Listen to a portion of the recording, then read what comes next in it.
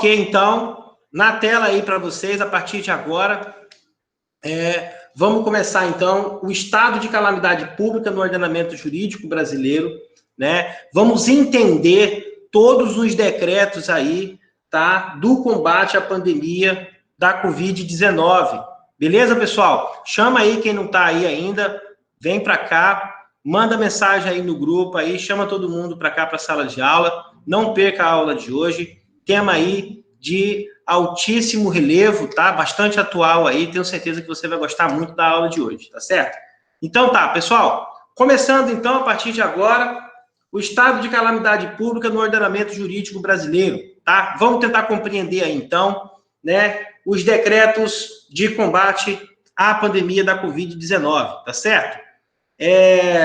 Primeira coisa aí que eu quero destacar para vocês aí, tá? Vamos diferenciar aí o que é estado de emergência de estado de calamidade, ok? O estado de emergência, ele se caracteriza pela iminência de danos à saúde e aos serviços públicos. Então, ele é a iminência do perigo, né? Já o estado de calamidade pública, ele é decretado quando essas situações já se instalaram, tá? Então, cabe ao executivo, né, avaliar a situação e decretar a emergência ou a calamidade, nos casos em que há possibilidade, né, de obtenção de recursos federais e também, né, para facilitação da obtenção de recursos junto ao Estado. Basicamente, então, né, o nosso estado de emergência e o nosso estado de calamidade, além de criar um cenário propício para solucionar os problemas que estão que foram desencadeados, né? Também serve para que os entes consigam, né, recursos, né, de maneira mais rápida, de maneira mais ágil, tá? E a gente vai entender isso daqui na prática, ponto a ponto, o que é cada uma situação dessa, ok? Então vamos lá, vamos dar sequência aqui, pessoal. Olha só, primeira coisinha aí, vamos tentar entender o que é o conceito de calamidade pública. Olha lá, então, aonde eu vou encontrar o conceito de calamidade?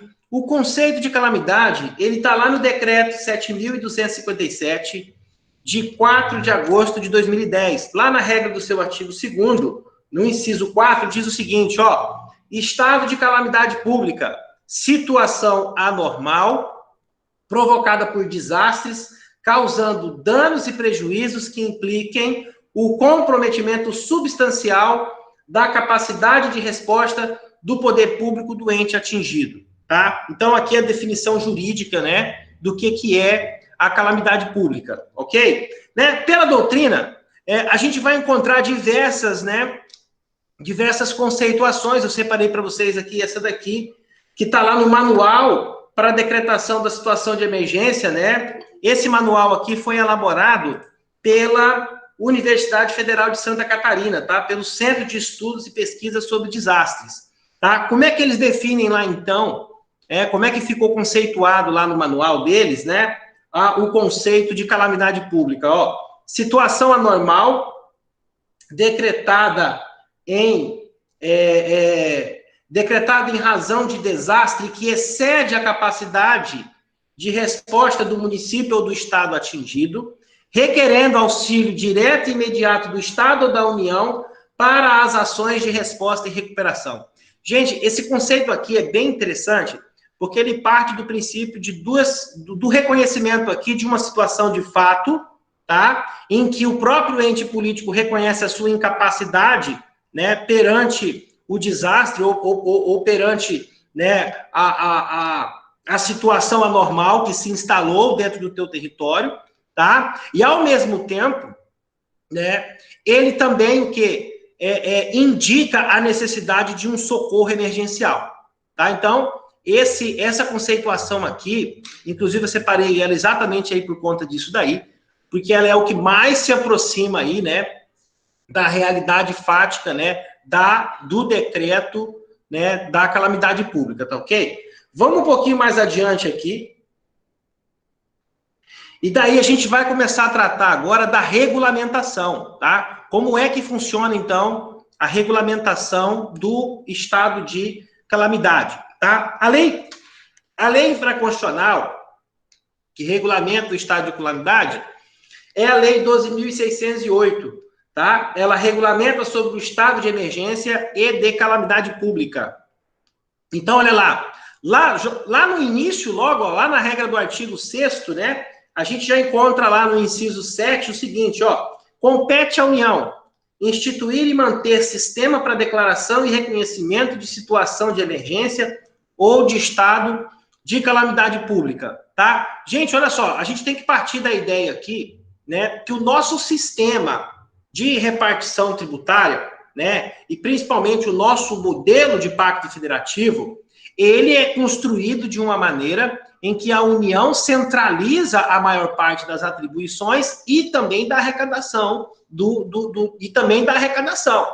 Então, por óbvio, que numa situação em que os entes públicos necessitam, né, demandam por ajuda, eles vão se socorrer o quê? Justamente da União, tá? E é para isso que a lei vai disciplinar aqui as condições, as circunstâncias, especialmente nesses casos aqui de anormalidade do estado de emergência e do estado de calamidade pública, tá ok? Então, vamos lá, olha só. Inclusive, isso daqui está casando aqui com o dispositivo da Constituição. Quando a gente pega lá pela regra do artigo 21, eu acredito que eu até separei aqui um slide aqui que a gente vai tratar disso, e você vai conseguir enxergar isso daqui de maneira bem clara. Tanto a responsabilidade da União, quanto, principalmente, né, a resposta que a União tem por obrigação de dar nesses casos, tá? Então, olha só, pela regra aqui também do inciso 10, ó, compete também à União estabelecer os critérios e as condições para a declaração e o reconhecimento de situações de emergência e o estado de calamidade pública, tá? Então, olha só, vindo aqui um pouquinho mais para baixo aqui, lá no artigo 7º, ó, compete aos estados, ó, lá do inciso 6, apoiar a União quando solicitado no reconhecimento de situação de emergência, estado de calamidade pública, e declarar, quando for o caso, estado de calamidade pública ou situação de emergência. Vamos um pouquinho aqui para frente.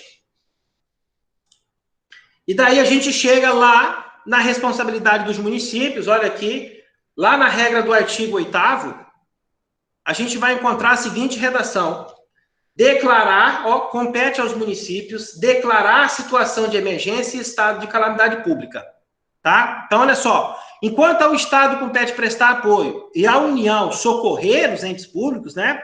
Ao município a responsabilidade tão somente o quê? De reconhecer o estado de calamidade pública, tá? E olha só, aqui na regra aqui do artigo 15, também diz o seguinte, ó, a União poderá manter linha de crédito específica por intermédio de suas agências financeiras oficiais de fomento, destinada ao capital de giro e ao investimento de sociedades empresariais, empresários individuais e pessoas físicas ou jurídicas em municípios atingidos por desastre que tiverem a situação de emergência ou de estado de calamidade reconhecido pelo Poder Executivo Federal.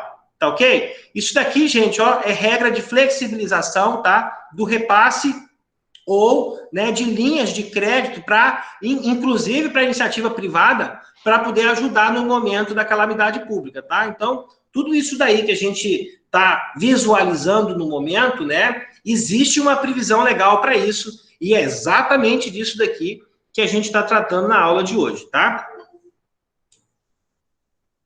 Vamos aqui um pouquinho aqui para frente, e daí a gente chega aqui no artigo 20, ó, que trata do seguinte, a lei aqui que trata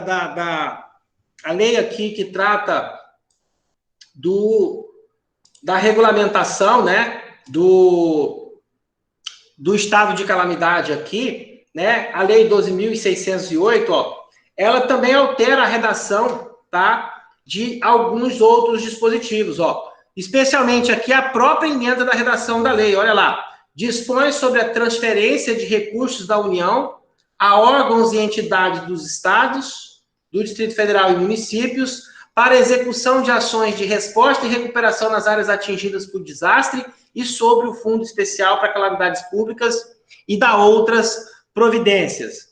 Daí, olha só, um pouquinho mais à frente aqui também, ó, lá no artigo 1º do decreto 7.257, que a gente mencionou lá atrás, lá da regra do artigo 2º, que traz o conceito de calamidade pública, aqui no artigo 1º aqui, ó, ele também traz a incumbência, né, ó, do Poder Executivo Federal de apoiar de forma complementar estados, o Distrito Federal e os municípios em situação de emergência ou estado de calamidade pública provocado por desastres, tá? Então, a obrigação legal da União aqui de prestar socorro, de prestar apoio para todos os entes da federação, tá? Isso daqui, gente, repetindo mais uma vez, tá? Isso daqui é a ideia que a gente tem, né, do modelo de repartição constitucional, né, de receita, tá? E também do Pacto Federativo, como a gente concentra, vou repetir mais uma vez, né? Como a gente concentra a maior parte das atribuições e também da arrecadação na União, logo, quando os estados e os entes, né, precisam, necessitam de ajuda, dentro dessas condições aqui, eles têm de socorrer-se, então, da própria União, que é quem vai deter esses recursos aqui com mais abundância, tá? Ok? Indo um pouquinho aqui para frente aqui, e a gente vai encontrar o SIMPDEC. Tá? O que é o SIMPDEC? O SIMPDEC é o Sistema Nacional de Proteção e Defesa Civil. O que é isso daí, professor? Esse SIMPDEC aqui é o órgão, né, que cuida do Sistema Nacional de Proteção e Defesa Civil. Tá beleza? Então, é a partir dele que se concentram a organização, a estrutura e também as ações, tá? Que envolvem o estado de emergência e principalmente o estado de calamidade, tá certo? Vamos tentar entender aqui qual que é a função dele, qual que é a estrutura desse órgão, tá? E quais são as suas principais atribuições. Então, olha só, pela regra aqui do artigo 5º aqui, do decreto 7.257, ó, o SINDPEC será composto, tá? Antigamente, tá? Inclusive até lá na regra do decreto, até hoje está lá SINDEC. É porque teve uma alteração aqui na legislação, hoje o órgão passou-se a se chamar SINDPEC, tá?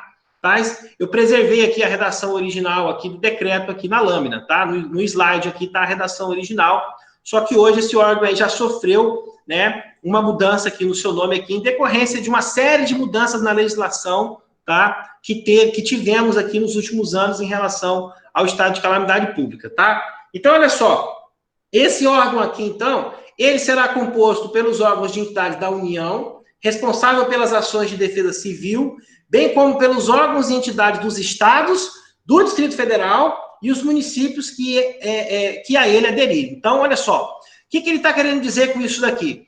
Cada ente público, dentro da sua estrutura, tem os seus órgãos de proteção e defesa civil, tá? Então, esses órgãos aí, eles funcionam de uma maneira hierarquizada e estruturada, tá? E são coordenados dentro do âmbito aqui do SINDPED, que é o órgão de proteção nacional, tá? Vamos dar uma olhadinha aqui como é que é essa estrutura aqui.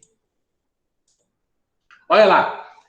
Primeira coisa aí, antes da gente chegar lá na estrutura, eu tenho um slide aqui que eu mostro aqui a estrutura, tá? Daqui a pouquinho a gente chega lá, mas antes eu quero falar com você aqui sobre as principais atribuições, tá? Lembrando aí a você aí, aguarda um pouquinho, daqui a pouquinho a gente já chega nos decretos já da Covid-19.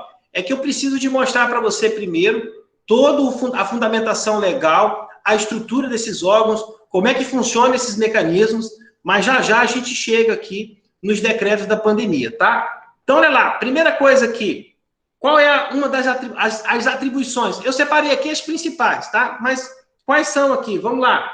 Estabelece que o decreto de declaração de situação de emergência ou estado de calamidade pública deve obrigatoriamente determinar o seu tempo de duração ao estritamente necessário para poder permitir o restabelecimento da situação de normalidade, bem como especificar as áreas realmente afetadas pelo desastre que motivou a declaração, tá? Preocupação aqui do legislador aqui, principalmente com o tempo de duração do decreto, tem a ver especialmente com o regime orçamentário especial que é criado pelo decreto de calamidade pública, tá? Daqui a pouquinho, a gente vai ver como que o decreto de calamidade pública se relaciona com as demais legislações, né, do nosso ordenamento jurídico, principalmente, né, no que toca à parte de responsabilidade fiscal e de orçamento.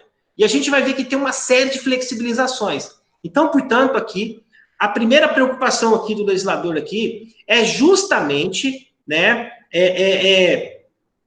justamente estabelecer que o decreto não ultrapasse o seu tempo de necessidade, tá? Exatamente para você poder não flexibilizar normas e regras que são atinentes, né, ao próprio Estado Democrático de Direito, que a gente conquistou aí a duras penas. A lei de responsabilidade fiscal, o cumprimento dos orçamentos, né, tudo isso daí, gente, foi fruto de muita luta, de muito debate no Congresso, tá?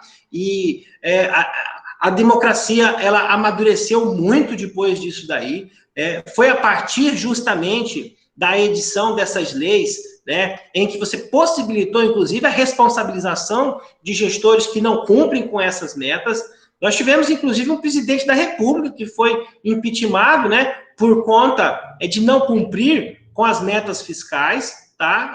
É bom a gente frisar isso, da importância que tem, né, o conjunto de leis que trata do orçamento, tá? E também da lei de responsabilidade fiscal. Tá ok? Então, quando a gente vislumbra aqui, né, na orientação aqui do legislador aqui, para que se estabeleça um prazo de duração, é justamente para que você não estenda essa flexibilização, esse estado de legalidade extraordinária, por tempo superior ao necessário, tá?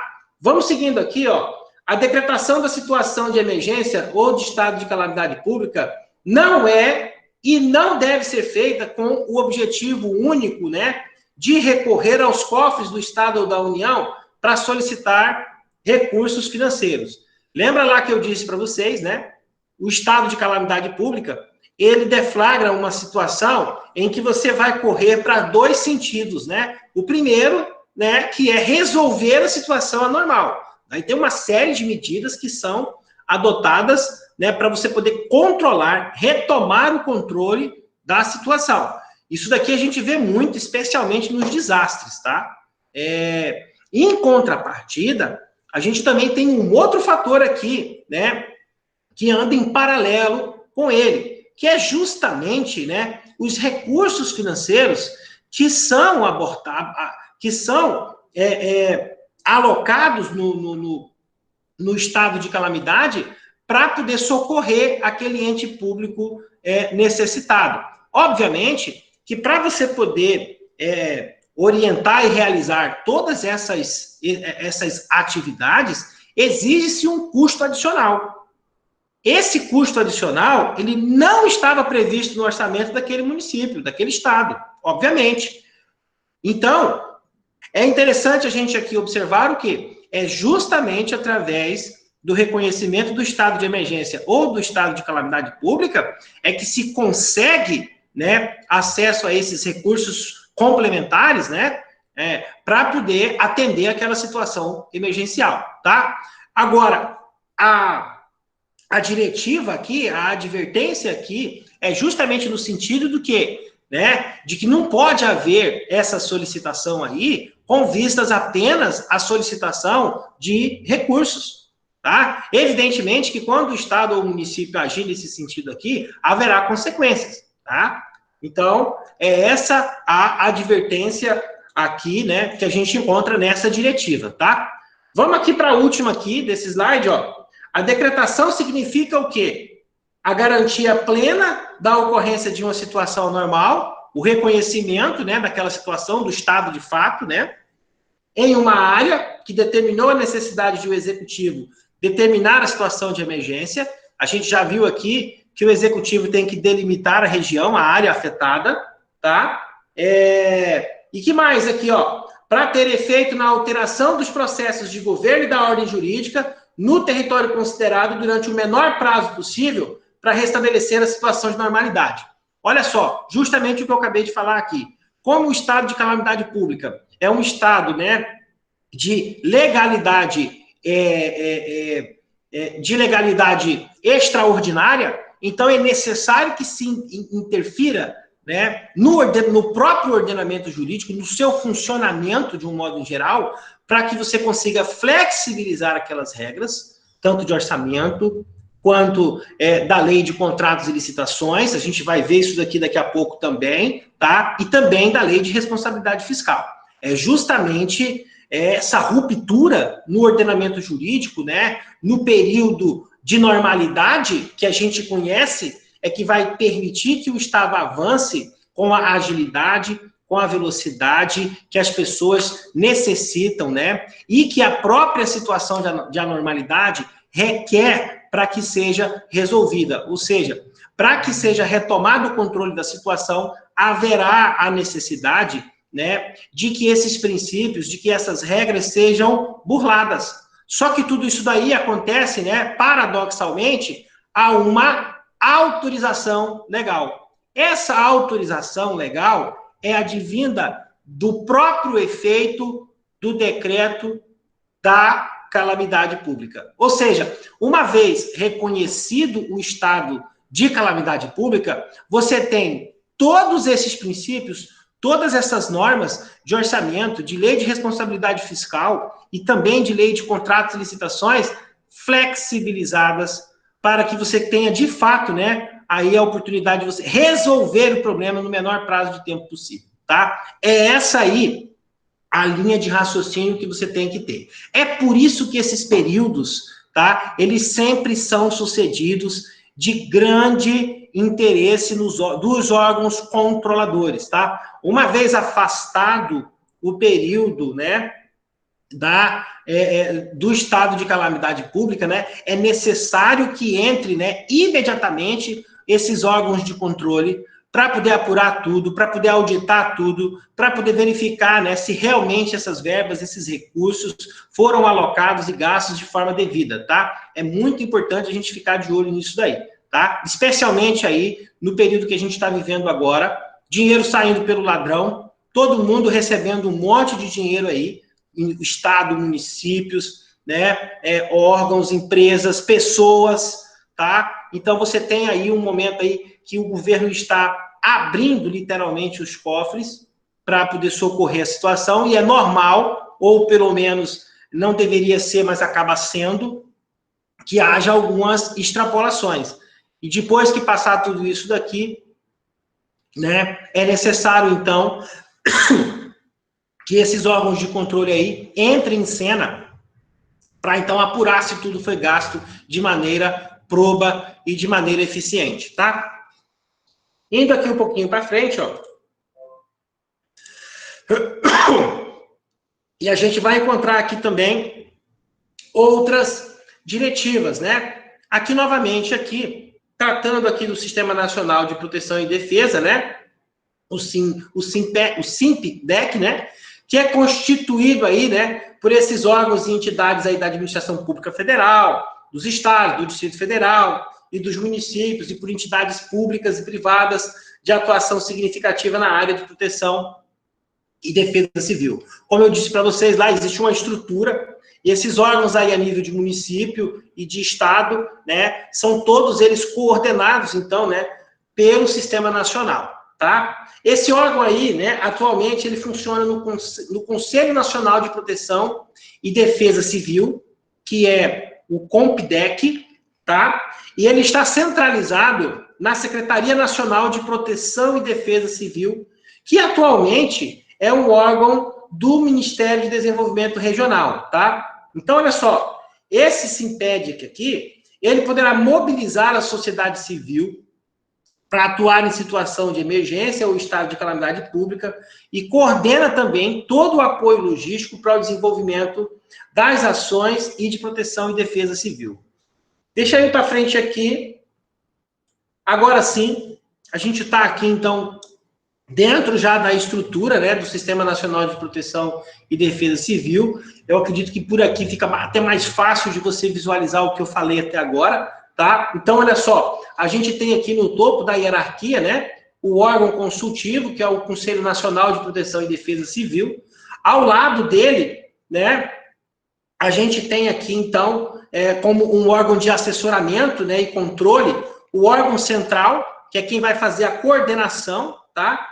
Então, é representado aí pela Secretaria Nacional de Proteção e Defesa Civil e responsável, né, justamente por coordenar, planejar e articular a execução dos programas, dos projetos e as ações de proteção e defesa civil, tá? E olha só, e embaixo dele aqui, a gente tem justamente aqui os níveis, né, dessas mesmas estruturas, mas dentro dos estados e do Distrito Federal, né, e por sua vez também dentro dos municípios, né, e também de órgãos setoriais, tá? Então, a gente encontra toda essa estrutura aqui, né, variavelmente aí com uma nomenclatura ou com outra, mas de um modo em geral, todos os municípios e os estados têm uma estrutura parecida, tá? E que funcionam de maneira coordenada, né, com esse órgão central e esse órgão consultivo, formando assim, então, né, o nosso Sistema Nacional de Proteção e Defesa Civil,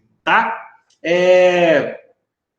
O que mais aí que eu quero destacar para vocês aí? Olha lá, como é que a gente faz aí, como é que acontece, professor, o pedido, né, do decreto, né, de calamidade pública? Como é que funciona isso daí na prática, tá? Para a gente poder entender aí, né, como é que funciona o decreto de calamidade pública, a gente tem que ir lá para a Instrução Normativa 2, de 20 de dezembro de 2016. É essa instrução normativa aí, tá, que vai regulamentar o processo, o procedimento, né, do decreto de calamidade pública, tá? Então, olha lá, a gente viu, né, a lei, a gente viu lá o decreto também, né, e agora a gente está vendo também, ó, a instrução normativa número 2, de 20 de dezembro de 2020, tá? Vai guardando aí, vai anotando aí, tá? Para você poder entender aqui a arquitetura da calamidade pública, ó. Pela regra aí do artigo 1º aí, é o chefe do Poder Executivo municipal, estadual ou do Distrito Federal e os integrantes do Sistema Nacional de Proteção e Defesa Civil que pode decretar situação de emergência ou estado de calamidade pública, quando for necessário estabelecer uma situação jurídica especial para a execução das ações de socorro e assistência humanitária à população atingida, restabelecimento de serviços essenciais e recuperação de áreas atingidas por desastre, tá? Então, quem é que pode decretar estado de calamidade pública? Chefe do Executivo Municipal, Estadual, o Distrito Federal e os integrantes do Sistema Nacional de Proteção e Defesa Civil, tá? Daí, olha só, no parágrafo 1º aqui, a gente ainda encontra o seguinte, ó, nos casos em que os desastres forem resultantes do mesmo evento adverso e atingirem mais de um município concomitantemente, o governador do estado pode decretar a situação de emergência ou o estado de calamidade pública nos municípios atingidos. Olha lá, então. Para o governador do estado decretar o estado de calamidade, é necessário, então, que a situação anormal tenha atingido mais de um município, tá? Se atingir apenas um município específico, daí a atribuição, então, é apenas o quê? Do chefe do executivo municipal, tá? Olha lá o parágrafo 2º, ó. O decreto deverá estar fundamentado em parecer do órgão de proteção e defesa civil do município, do estado ou do Distrito Federal e terá prazo máximo de 180 dias a contar da sua publicação. Então, aqui está tratando também do requisito técnico, olha lá, precisa, então, de um parecer, né, do órgão de proteção e defesa civil do município. E aqui na regra do parágrafo 3º, ó, também diz que o parecer técnico deverá contemplar os danos decorrentes do desastre e fundamentar a necessidade da decretação baseado nos critérios estabelecidos nesta instrução normativa, tá ok? Vamos aqui um pouquinho para frente aqui. Olha lá, regra do artigo 5º aqui ainda, da instrução normativa 2, ó, ainda diz o seguinte, ó, que o Poder Executivo, ele poderá reconhecer o decreto do prefeito, governador do estado ou Distrito Federal, quando for necessário estabelecer uma situação jurídica especial para a execução das ações de socorro e assistência humanitária, tá? Esse Poder Executivo aqui é o Poder Executivo Federal, tá? Então, é a União que reconhece o estado de emergência ou o estado de calamidade pública, né, solicitado pelo governador do estado ou pelos prefeitos, tá certo? Olha lá, para a gente poder falar aqui sobre o reconhecimento aqui, Eu vou abrir aqui para você aqui rapidinho aqui, tá? A regra aqui do artigo 6º aqui.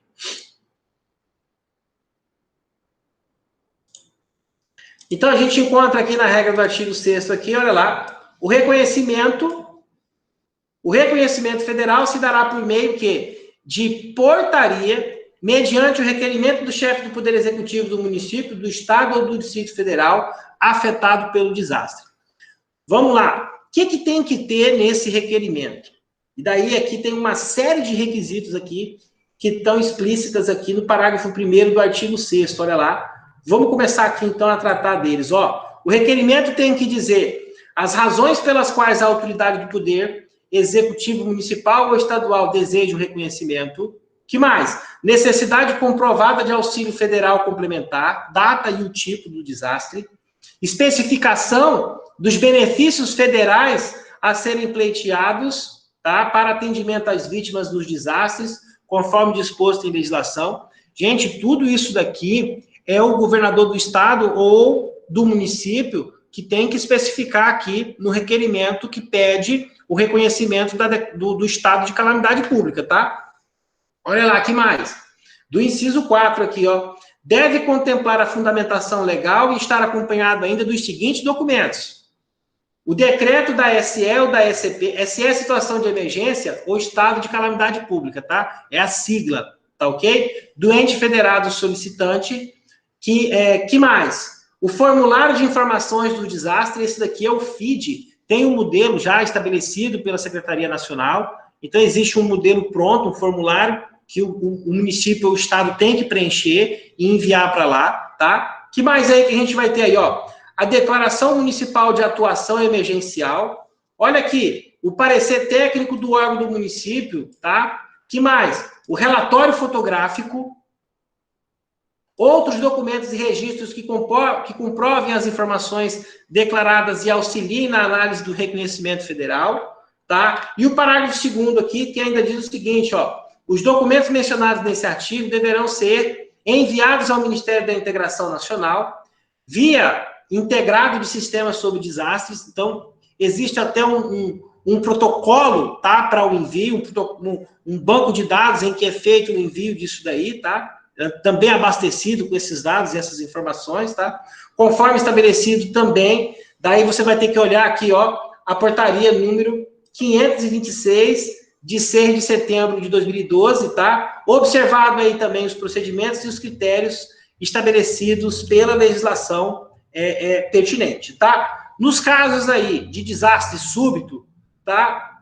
A União tem um prazo de 15 dias para poder analisar o pedido, tá? E no caso aí dos desastres graduais, ou aqueles chamados de evolução crônica, de 20 dias contados da data do decreto do ente federado que decreta a situação anormal. Vamos voltar aqui, então, para o nosso slide, ó. Vamos voltar aqui para o slide aqui.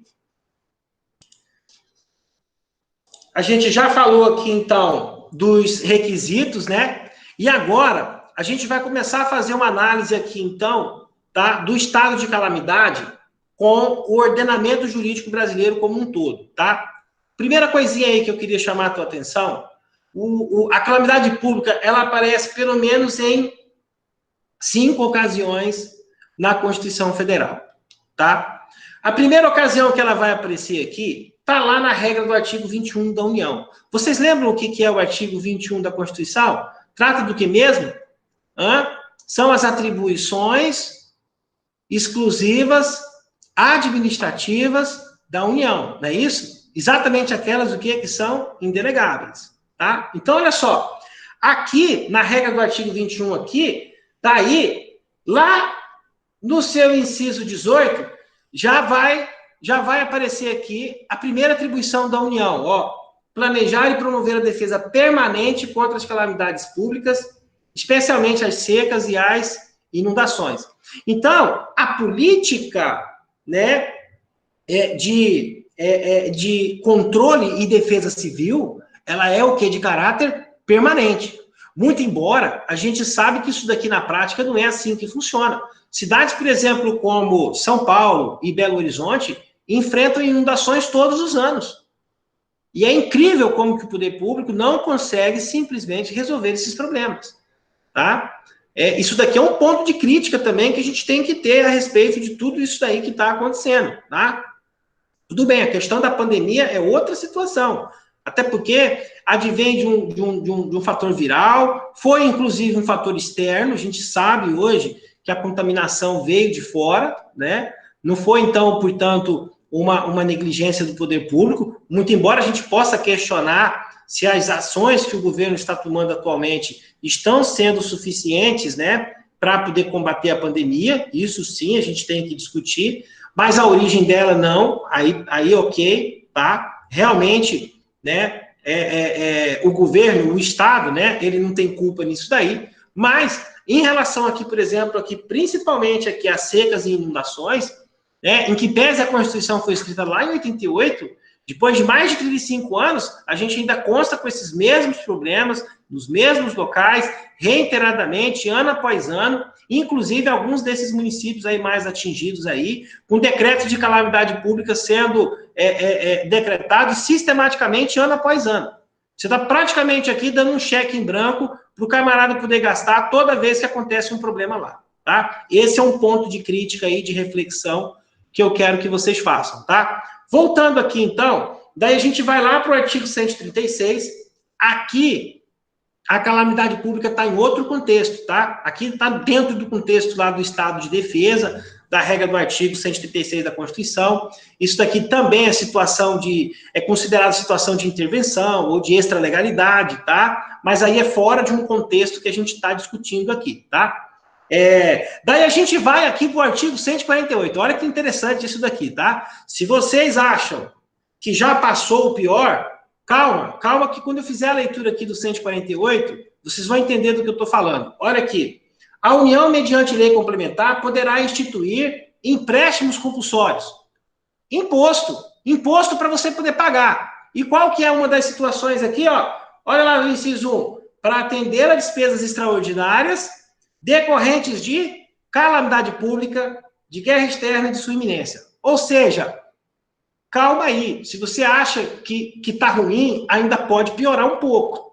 Por quê? Porque a União pode sim, tá, instituir um imposto aqui para poder conseguir, né, sair dessa situação aí. Por quê? Porque pela regra do 148, ela pode instituir aqui o imposto do empréstimo compulsório. Muito embora a gente vai ver que quando a gente estuda esse tipo aqui de imposto aqui lá em direito tributário, né, a gente sabe que exige aqui que o governo posteriormente, né, faça a devolução desse valor, né, tanto que o próprio nome já sugere, é um empréstimo, né, mas, enfim, tá, a gente ainda não descartou isso daqui, tá, fala-se, inclusive, da criação de outros tributos nesse período aqui, já comenta-se muito isso daqui no Congresso, mas, por enquanto, eu ainda não ouvi nada, né? Pelo menos não encontrei nada ainda com relação à criação de empréstimo compulsório, tá? Mas é bom você ficar em alerta aí,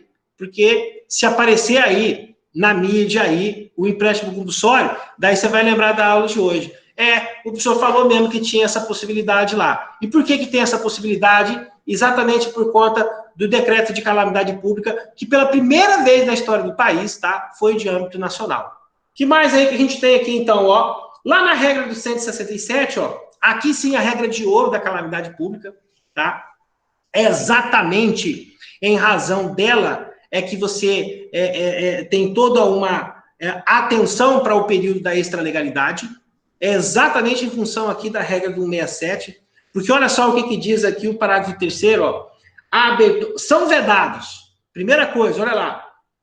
O 167 da Constituição Federal está dentro, né, do capítulo que trata do orçamento da Constituição Federal. Então, estamos aqui a tratar justamente daquelas regras constitucionais, né, que regulamentam o orçamento no âmbito da União, dos Estados e municípios. Então, a administração pública, o governo, o Estado, municípios, né, tem que seguir isso daqui, tá? Sob pena o quê? De incorrer em crime de responsabilidade fiscal e outros, tá? Improbidade administrativa e assim por diante, tá? Então, olha só, quando a gente trata aqui da regra do parágrafo 3º aqui do 167, Olha lá, é proibido, é vedado a abertura de crédito extraordinário. Por quê? Porque você tem que cumprir com o orçamento que está lá. Você não pode criar um orçamento em paralelo. Você não pode alocar recursos que não estão previstos lá, tá? Mas olha lá a exceção, tá? Somente será admitido para atender despesas imprevisíveis e urgentes. Daí tem lá as situações, ó. Guerra, comoção interna e calamidade pública. E daí vem uma outra questão também que eu fiz questão aqui de destacar para você aqui no final. Ele vai dizer que, observado que o disposto na regra do artigo 62. O que é que trata o 62 da Constituição Federal, professor? É justamente a medida provisória. Ou seja, o próprio Poder Executivo, né, decreta a calamidade pública.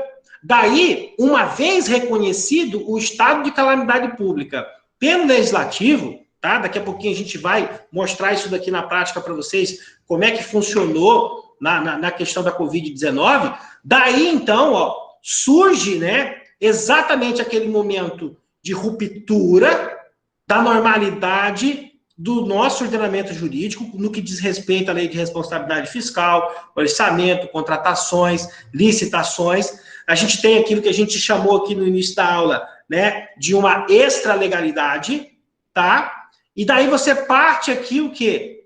Para justamente aqui a possibilidade do presidente da República alterar, criar mecanismos, tá? Alocar recursos, literalmente aqui, descumprir com as metas do superávit, descumprir com as metas fiscais, descumprir com a lei do orçamento, e tudo por meio de quê? De medida provisória. Por isso da importância, né, do reconhecimento do estado de calamidade pública. Sem o reconhecimento do estado de calamidade pública, não seria possível o executivo manejar esses recursos livremente. Então, portanto, ele precisa que o Congresso Nacional reconheça o estado de calamidade pública para que ele possa fazer o manejo desses recursos dentro desses parâmetros aqui que são autorizados, né? Porque é justamente aqui a regra do 167, do parágrafo 3º da Constituição Federal, que abre essa exceção. Ou seja, a única exceção prevista para o descumprimento da lei de orçamento no país é justamente aqui nessas três situações aqui. E uma delas, o estado de calamidade pública. Vamos aqui um pouquinho mais à frente aqui. Olha lá. Agora sim, a gente vai falar da lei de responsabilidade fiscal. Olha só, a regra do artigo 65 aqui também vai tratar do estado de calamidade pública. Olha o que diz lá, ó. Na ocorrência de calamidade pública, reconhecida pelo Congresso Nacional, no caso da União, ou pelas Assembleias Legislativas, na hipótese dos estados e os municípios, só lembrando que, no atual contexto, né, a gente teve o estado de calamidade pública reconhecido pelo Congresso Nacional e, simultaneamente, o estado de Rondônia também decretou o estado de calamidade pública, que, por sua vez, também foi reconhecido pela Assembleia Legislativa do Estado, tá? Isso daqui só para a gente poder entrar no contexto aqui. Então, olha só, e nas hipóteses aí dos estados e dos municípios, enquanto perdurar a situação, olha lá o que está dizendo ali de forma explícita, ó, o inciso 1 e o inciso 2, ó, serão suspensas as contagens dos prazos e as disposições estabelecidas no artigo 23, o 31 e o 70, e serão dispensados o atendimento dos resultados fiscais e a limitação de empenho prevista do artigo 9. Então, olha lá, é justamente esse emaranhado de leis. Vocês vejam só que a gente fez um passeio, a gente fez um tour aqui pela legislação, a gente passou por leis, por decretos, pela Constituição, fomos lá na lei de responsabilidade fiscal, tá? Justamente para a gente poder encontrar aonde que está a autorização, né, para o executivo descumprir com as normas do orçamento, da lei de responsabilidade fiscal e da lei de contratos e licitações. Vamos um pouquinho mais para frente aqui.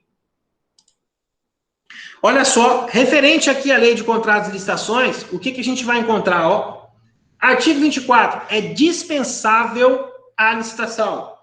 Olha lá, nos casos de emergência ou de calamidade pública, quando caracterizada a urgência de atendimento de situação que possa ocasionar prejuízo ou comprometer a segurança de pessoas, obras, serviços, equipamentos e outros bens públicos ou particulares, e somente para os bens necessários ao atendimento da situação emergencial ou calamitosa e para as parcelas de obras e serviços que possam ser concluídas, né, no prazo máximo de 180 dias consecutivos e ininterruptos, contados da ocorrência da emergência ou da calamidade, vedada a prorrogação dos respectivos prazos.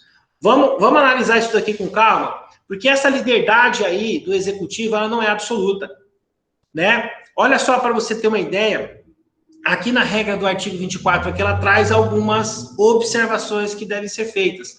A primeira delas é com relação, né, ao atendimento, ao objeto, tá? Então, olha só, é só para aquelas situações, né, em que pode ocasionar prejuízo ou comprometer a segurança de pessoas, obras, serviços ou equipamentos ou bens públicos e particulares. Então, portanto, tem que ter o quê? O objeto tem que atender a isso daí. Que mais aí que a gente vai ver? É somente relacionado para os bens necessários ao atendimento da situação de emergência ou a calamidade pública. Portanto, ele não pode se aproveitar disso daqui para poder realizar obras estranhas ao objeto da calamidade pública, tá? Vamos imaginar aqui, por exemplo, né, dentro do cenário atual, a gente tem um estado de calamidade pública reconhecido aqui, suponhamos aqui no âmbito do município de Ji-Paraná, tá? E daí o prefeito municipal resolve, né, fazer a dispensa da licitação para a execução de uma obra de asfaltamento da rua. Essa obra de asfaltamento, ela tem a ver com o objeto de combate à pandemia? Não. Então, logo que não vai poder se utilizar da regra de ouro para poder, né, dispensar a licitação. Ele tem, por obrigação, de cumprir o disposto na lei de contratos e licitações, fazer o edital, fazer a licitação, seguir com todo o procedimento lá, tá? Mas se fosse, por exemplo, para poder comprar equipamento hospitalar, respiradores, construir leitos, daí sim, aí poderia. Por quê? Porque aí está dentro aqui, né, da regra do inciso 4 do artigo 24. Justamente por quê? Por conta da situação de extralegalidade, né, que é a consequência do reconhecimento do estado de calamidade pública, né, que daí vai flexibilizar aquelas regras do orçamento e da lei de responsabilidade fiscal e também da lei de contratos e licitações, possibilitando assim ao executivo manejar esses recursos, dispensar a contratação por meio de licitação e essas outras situações aí que a gente está analisando aqui, tá? O que mais aí que eu quero destacar para você aqui, ó, né? Ainda aqui na lei de contratos e licitações, ó, existe um outro reflexo aqui também, tá? Que vai impactar, mas aqui no que diz respeito, tá? Aos motivos para rescisão do contrato, tá? Então, por exemplo, lá a gente viu por motivo da contratação, né? E aqui na regra do 78, também da lei 8.666, a gente tem aqui algumas hipóteses aqui também, né? Com relação à rescisão do contrato, tá? Então, olha só, primeiro motivo que a gente vê lá é a questão da suspensão. A regra geral lá do inciso 15 diz que quando o contrato, a execução, fica paralisada, né, por mais de 120 dias, daí a consequência automática seria a rescisão do contrato. Mas olha só a ressalva que faz, ó, salvo em caso de calamidade pública. Ou seja, se uma determinada obra for paralisada por mais de 120 dias, em razão do estado de calamidade pública, daí não pode haver aqui a consequência da rescisão do contrato, tá? O poder público, então, não vai poder rescindir aquele contrato com aquela empresa, tá ok? Imaginemos aqui, por exemplo, uma situação aí de uma empresa que presta serviço para o município ou para o estado e ela foi afetada por um desses decretos aí, né, que tem essas medidas emergenciais aí de isolamento e distanciamento social. Então, pela atividade que a empresa desenvolve, vamos imaginar aí que ela foi afetada, então ela não pode prestar o serviço lá. E essa situação aí se perdurar por mais de 120 dias. Nesse caso aqui, então, está consubstanciada e está caracterizada aí a exceção à regra, né, da rescisão do contrato, da paralisação por mais de 120 dias, lá do inciso 14 do artigo 78, tá? E aqui do inciso 15 aqui, que fala o quê? Também do atraso superior a 90 dias, dos pagamentos devidos pela administração. Aqui é uma regra que protege a administração, tá? Vamos imaginar, então, que esse ente público, seja o Estado ou o município, passando, então, por esses problemas, por essas dificuldades financeiras, resolve, né, postergar, né, o pagamento aí de alguns contratos administrativos, tá? Qual é a consequência disso daí? No período de normalidade, tá? Dentro do período de normalidade, o atraso superior aos 90 dias, né, caracteriza hipótese, né, de rescisão do contrato pela regra do inciso 15 do artigo 78 da Lei 8.666. No entanto, vigendo o estado de calamidade pública, né, encontramos aí, então, a exceção à regra, tá? Portanto, né, no atual momento, se porventura o ente público, seja o município ou o Estado, chegar ao atraso no pagamento de contratos por prazo superior a 90 dias, devido, né, o reconhecimento do estado de calamidade pública, tá? Essa rescisão do contrato aí não vai se operar de maneira automática, tá ok? Vamos aqui, então, um pouquinho mais para frente aqui, tá?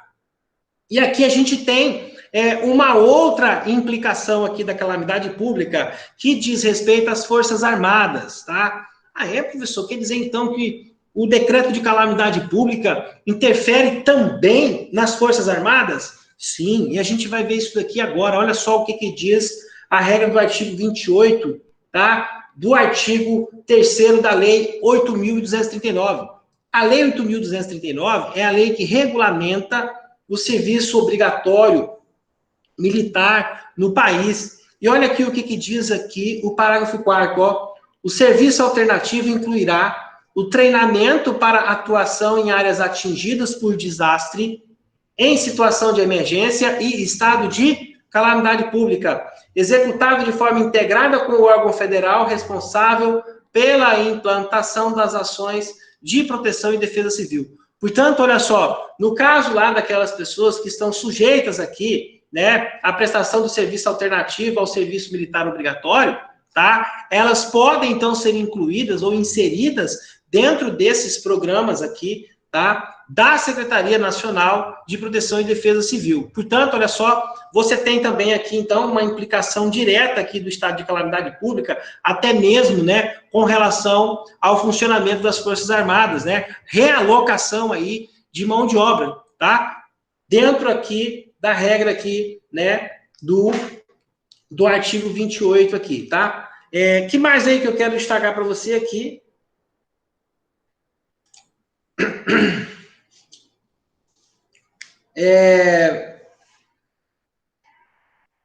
Ok, a gente já falou disso daqui, né, de como que opera a declaração da situação de emergência, né, ou do estado de declaração pública, né? Tem que ter o documento oficial, fazer o requerimento, né, tem que encaminhar para a União através do CONDPED, né, para poder fazer aquela análise lá. A gente já até fez a leitura aqui dos dispositivos aqui. Vamos aqui um pouquinho mais para frente, olha só. Com relação aqui ao procedimento dos prefeitos, né, e dos municípios, a gente já falou aqui também da obrigatoriedade aqui, né, de comunicar a ocorrência e também do preenchimento do formulário de informações de desastre, né, o FID, tá? Tudo isso daqui tá dentro lá da Instrução Normativa 02, tá? Que mais aí que a gente vai verificar aqui? Olha só, aqui os requisitos, né, que inclusive a gente fez a leitura aqui para vocês aqui. Aqui estão constando aqui todos aqueles requisitos lá, que eu fiz a leitura agora há pouco aqui do texto aqui do próprio decreto aqui, da própria Instrução Normativa, tá?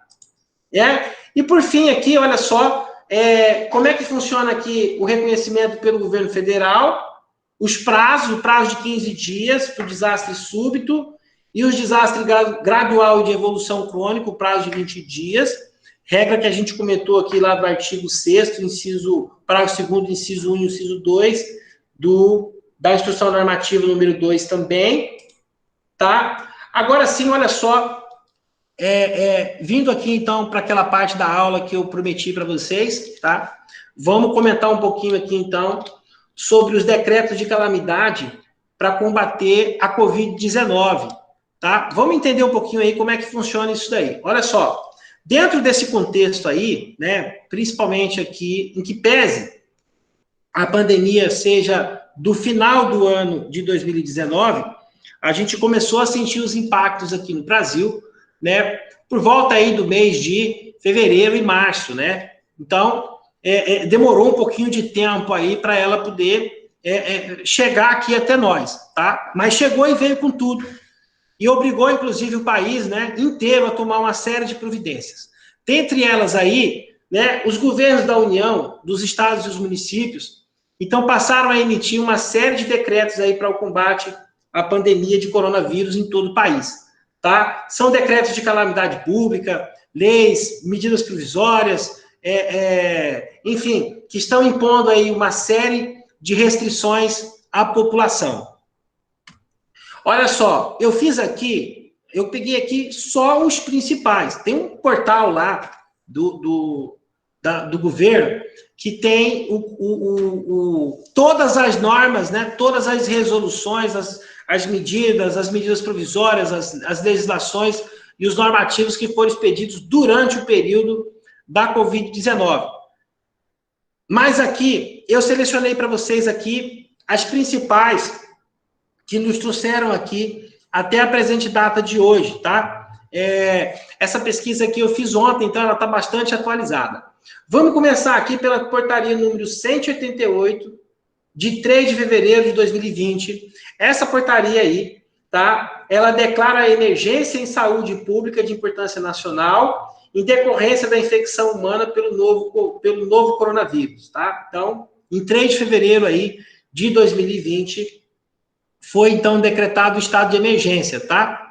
Depois, olha só, no dia 6 de fevereiro de 2020, tá? A Lei 13.979, Lei 13.979, dispõe o quê? Sobre as medidas para enfrentamento da emergência da saúde pública e a importância de importância internacional decorrente do coronavírus, responsável pelo surto de 2019.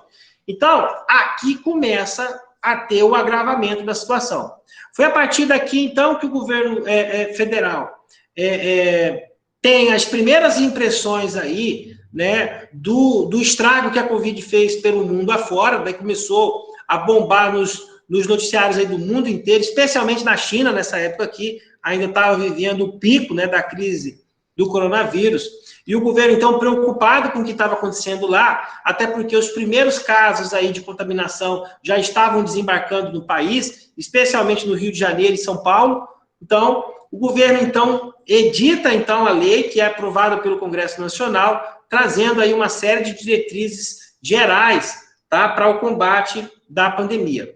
Depois, a gente teve aí, né, a medida provisória número 921, tá? Que abre o crédito extraordinário em favor do Ministério da Defesa, do valor aqui de 11 bilhões de reais. Então, aqui a gente já tem aqui, ó, a primeira medida desse período aqui de extralegalidade aqui, ó, com a abertura aqui do crédito extraordinário aqui, com força o quê? Lá no 67, parágrafo 3º da Constituição, tá?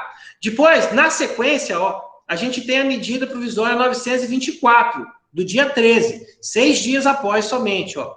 Daí abriu aqui o crédito extraordinário aqui em favor dos Ministérios da Educação e da Saúde, tá? Da quantia aqui de mais 5 bilhões.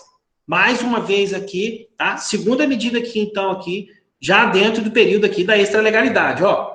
Depois a gente teve a medida provisória 929, tá? Abrindo aqui também outro crédito extraordinário em favor dos Ministérios da Ciência, Tecnologia, Inovação, Comunicação e Relações Exteriores e da Defesa e da Cidadania, no valor de 3 bilhões e meio, tá? Eu estou arredondando aqui os valores aqui, tá? Esses slides aqui eu disponibilizei para vocês aqui, lá no Blue, daí é só você acessar lá, tá?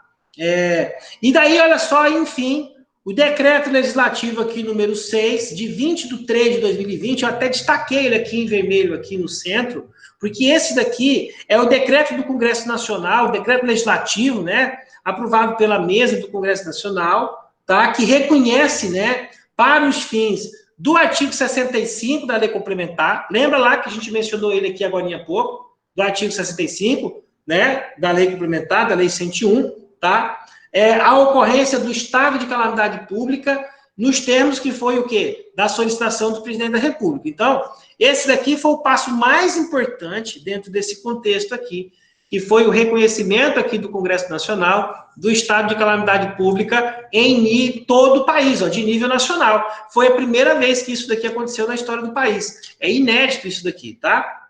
E olha só, depois disso daí, a gente teve aqui mais uma medida provisória, tá? Aqui, abrindo um crédito extraordinário aqui para o Ministério da Cidadania, essa daqui já desse mês, ó, do dia 2 de abril, ó, no valor de 98 bilhões, tá? Olha só, os valores aqui que estão sendo remanejados do orçamento, gente, é uma quantia absurda, né? E é interessante a gente visualizar isso daqui dentro do contexto, dentro à luz aqui, né, da Constituição, para a gente poder entender como que os gestores conseguem fazer o manejo disso daqui sem incorrer no crime de responsabilidade fiscal, né, e também, né, descumprir o orçamento. Exatamente por conta do quê? Da aprovação, do reconhecimento do estado de calamidade pública. Se não fosse o reconhecimento do estado de calamidade pública, nada disso daqui estaria acontecendo, tá? Não teríamos dinheiro, não teríamos condições. O Ministério da Saúde, da Educação, todas essas ações que estão sendo planejadas e executadas no âmbito do governo, no âmbito da União, dos estados e dos municípios, elas simplesmente não poderiam acontecer, tá? Então, é muito importante a gente ter isso daqui em mente, ó.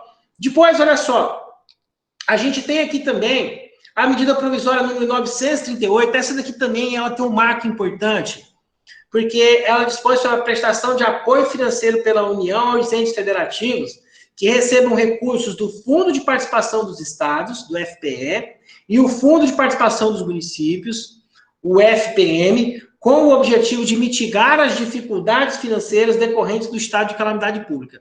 Então, olha só, essa medida provisória aqui também foi importante porque ela diminui a burocracia do repasse dessas verbas para os estados e para os municípios, tá? Tudo isso daqui, gente, a gente está discutindo, olha, dentro do contexto aqui da pandemia, lembrando, isso daqui é um período de extralegalidade. Tudo isso daqui só é possível porque estamos na vigência do estado de calamidade pública. Tão logo termine, tá? Volta ao período de normalidade, tá? Daí, as medidas provisórias perdem a sua eficácia, tem que voltar a cumprir o 67, parágrafo 3º da Constituição, tem que voltar a cumprir o 65 da Lei 101, do artigo 9 da Lei 101, tá? Tem que voltar a cumprir a Lei 8.666. Isso daqui é extralegalidade e é só dentro do período da calamidade pública, tá? Que mais aí que a gente vai ver aqui, ó? Mais outra abertura de crédito extraordinário aqui, tá? Dessa vez aqui mais 9 bilhões e meio para o Ministério da Saúde também, tá? Depois aqui, mais outra abertura de crédito extraordinário para o Ministério da Educação e da Saúde de 2 bilhões. Depois aqui também da MP 942, abertura de crédito extraordinário também para o Ministério da Educação, da Justiça, Segurança Pública, tá? Da Mulher, da Família e dos Direitos Humanos. Daqui um valor menor, 640 milhões de reais. E por fim aqui, né, a medida provisória aqui também, que abre crédito extraordinário em favor das operações oficiais de crédito, também no valor de 34 bilhões de reais, tá? Tudo isso daqui, então, ó, dentro do contexto, né, desse período aqui de extralegalidade do decreto de calamidade pública, tá? Que foi reconhecido pelo Congresso Nacional por meio do decreto legislativo número 6, de 20 de março de 2003. Portanto, estamos vigendo, né, dentro do estado de calamidade pública, aonde as regras, né, do orçamento, as regras também relacionadas aqui também à lei de responsabilidade fiscal e ao contrato de licitações, tá? Esse dinheiro aqui, ele está sendo remanejado de outros remanejados do próprio orçamento da União, tá? Dentro aqui de cada medida provisória dessa daqui, tá? É possível você fazer a pesquisa e levantar essa informação, da onde que está saindo o dinheiro e para onde que ele está indo, né? Tudo isso daqui também, gente, vai ser objeto depois de posterior fiscalização pelos órgãos de controle também. Lembrando, né, como eu disse aqui no início da aula, essa liberdade do executivo aqui, ela não é absoluta, tá? Então, vai exigir aqui, depois de passado esse período aqui, né, um esforço dos órgãos de controle, principalmente aqui o Tribunal de Contas da União e dos Estados, né, justamente, né, o próprio Congresso Nacional, lembrando aqui, né, que é função do Congresso Nacional a fiscalização do Executivo, tá? Também o acompanhamento aqui, né, de como que foi gasto esse dinheiro aqui, tá? Indo aqui um pouquinho para frente aqui, no âmbito, então, federal, daí, olha só, contando aqui de novo aqui para vocês aqui, a primeira portaria que saiu, ó, a portaria 188, que decretou o quê? O estado de emergência, olha lá, aqui, logo aqui, na regra aqui do artigo 1º, declara emergência em saúde pública de importância nacional, conforme o decreto 7.616, de 17 de dezembro de 2011, tá? Então, essa portaria aqui, então, do Ministério da Saúde aqui, tá? É o início, né? O ponto de partida aqui para o combate aqui da pandemia, tá? Depois, ó, a Lei 13.979, essa daqui, que é a que ficou conhecida aqui pela maioria de vocês, né? Que dispõe sobre as medidas para o enfrentamento da emergência, ela aqui também determina uma série de restrições. Ela menciona isolamento social, restrição temporária de entrada e saída do país, vai tratar, por exemplo, da restrição temporária de rodovias, portos, aeroportos, interferindo também de forma direta na locomoção interestadual, intermunicipal, restrição sobre o funcionamento dos serviços públicos e atividades essenciais, além de hipóteses de dispensa de licitação, contratação de bens, serviços e insumos, tá? Inclusive aqui, eu queria que você depois fizesse uma leitura atenta da Lei 13.979, porque a própria lei já define todas as condições, tá, para dispensa da licitação, ok? Então, mais uma vez aqui reforçando, tá, a liberdade aqui do executivo não é absoluta e dentro do próprio regime de extralegalidade é possível você construir mecanismos mínimos de controle e de fiscalização. Então, a Lei 13.979 aqui cuida de algumas observações que devem ser seguidas aqui, tá? Principalmente aqui no âmbito de estados e municípios, com relação, então, à dispensa de licitações, tá? E aqui, ó, né? Chegando aqui, então, ao Decreto Legislativo número 6, de 20 de 3 de 2020, né? Que reconhece, né, a ocorrência do estado de calamidade pública. Esse decreto legislativo aqui, então, aprovado, né, pelo Congresso Nacional, eu queria chamar a atenção para você aí, ó, porque ele traz de forma expressa, ó, exclusivamente para os fins do artigo 65 da Lei Complementar 101, justamente aquele que a gente fez a leitura lá agorinha há pouco, tá? Portanto, olha só, o próprio decreto legislativo aqui é muito claro, tá? O reconhecimento do estado de calamidade pública aqui se deu exclusivamente, então, no âmbito dos fins do artigo 65 da Lei Complementar 101, tá? Então, olha só, notadamente aqui também, né, para as dispensas do atingimento dos resultados fiscais, olha lá o que vai englobar isso daqui, ó, lá da Lei 13.898, do artigo 2º, tá? A limitação de empenho, que trata a regra do artigo 9º da Lei Complementar 101, e também a ocorrência do estado de calamidade pública com efeitos até 31 de dezembro de 2020. Efeitos, tá? E olha só, além disso, o decreto legislativo também constituiu uma comissão mista, formada de 6 membros da Câmara, 6 deputados federais, e mais 6 senadores, com igual número de suplentes, com o objetivo de acompanhar a situação fiscal e a execução orçamentária e financeira das medidas relacionadas à emergência de saúde e de importância internacional relacionada ao Covid. Olha só, se você der uma lida aqui também, tá? Pega lá o decreto 06, abre ele lá depois e dá uma lida, e também você vai encontrar lá, essa comissão aqui, ela tem uma série de atribuições de fiscalização e acompanhamento desse orçamento, tá? Então, é importante você também tá, fazer a leitura aqui do decreto 06. Lembrando também que o Congresso está discutindo, né, a criação do orçamento de guerra, tá? Então, vem aí também, né, outras medidas aí, tá, para poder ajustar o orçamento aí desse ano de 2020, tá? A gente está acompanhando isso daí, vamos ver até onde vai a evolução da pandemia. Fala-se até em segunda onda, terceira onda de contaminação, enfim.